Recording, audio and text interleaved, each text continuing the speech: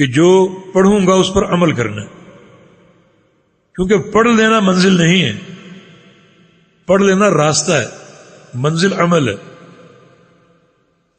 آپ پڑھ لیں سب کچھ اور علم کے خزانے حاصل کر لیں، لیکن عمل نہ کریں، اس پڑھائی کا کوئی فائدہ نہیں۔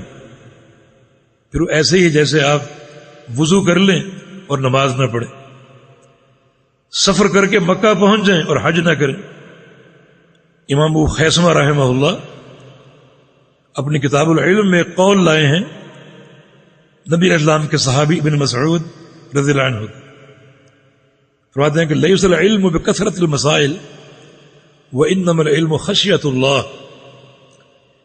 کہ علم کثرت مسائل کا نام نہیں ہے، بلکہ اصل علم اللہ کی خشیت کا نام ہے۔